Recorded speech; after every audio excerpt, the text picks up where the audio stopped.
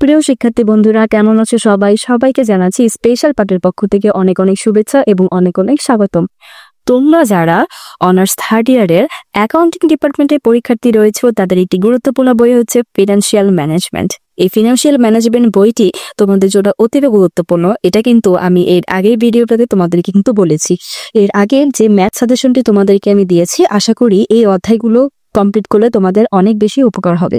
এবং আজকে তোমাদেরকে আমি ফিনান্সিয়াল ম্যানেজমেন্ট থেকে থিওরি সাজেশন দেওয়ার জন্য হাজির হয়েছি।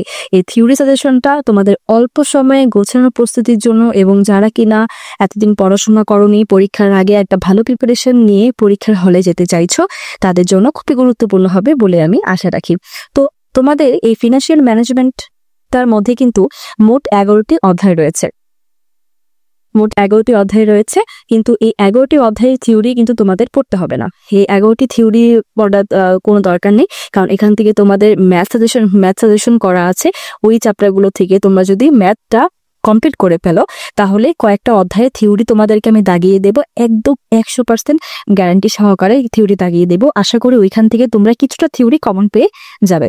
তো তোমাদেরকে আজকে আমি মাত্র 3টি অধ্যায়ের থিওরি দাঁড়িয়ে দেবো। সেই 3টি অধ্যায় যদি তোমরা থিওরিটা কমপ্লিট করতে পারো, তাহলে আশা করি তোমাদের পরীক্ষা অনেক ভালো হবে। তাহলে চলো দেরি না করে মূল ভিডিওতে ফিরে যাই। মূল ভিডিওতে ফিরে যাওয়ার আগে তোমাদের এখনো যারা আমার চ্যানেলটিকে সাবস্ক্রাইব করোনি, অবশ্যই আমার চ্যানেলটিকে সাবস্ক্রাইব করে দেবে। তো তোমাদেরকে আমি আজকে প্রথম অধ্যায় থিওরি দাগিয়ে দেব। তোমাদের একটু বলে রাখি, এই প্রথম অধ্যায় থিওরি যদি তোমরা কেউ পড়তে পারো ভালো মতন, এখান থেকে তোমরা 10টি নাম্বারের প্রশ্ন 100% কমন পাবে। প্রথম অধ্যায়টি হচ্ছে একটা ম্যাজিক্যাল অধ্যায়। এই প্রথম অধ্যায়টি থেকে কিন্তু তোমাদের পরীক্ষার মধ্যে বেশি প্রশ্ন করা হয়ে থাকে, ঠিক আছে? তো থিওরি অধ্যায়ও ধরা হয় এই প্রথম অধ্যায়টিকে। তো সেক্ষেত্রে তোমাদের এই অধ্যায়টি খুব গুরুত্বপূর্ণ। যে কটা প্রশ্নই তোমাদেরকে আমি সাজেশন দিব, সে কটা প্রশ্নই তোমরা পড়ার চেষ্টা করবে। তো চলো প্রথম চ্যাপ্টারে যে চ্যাপ্টার 1 থেকে তোমার প্রশ্ন দাগিয়ে দিই। প্রথম পর্ব হচ্ছে 3.1 finance and goal of business, 1.7 goals of financial management, 1.9 agreement in favour of profit maximisation, 1.10 agreement against profit maximisation. তোমাদের আরো একটি বলে রাখি, বই যেটাই হোক, যে কোনো ব্যতিক্রম সাজেশন হোক, তোমার সব বইতে প্রশ্নগুলো 2-1টা হয়তো বা যেদিক সেদিক হতে পারে, আদারওয়াইজ তোমরা সবগুলো প্রশ্নে কিন্তু যে কোনো বইতেই পেয়ে যাবে। দেখো 1.50 difference between profit maximisation and wealth maximisation, 1.19 corporate decision, 1.20 factor influencing the corporate financial decision, 1.23 importance of financial management, 1.26 agency problem, 1.29 mean of solving agency problem, 1.29 market force of minimization agency problem।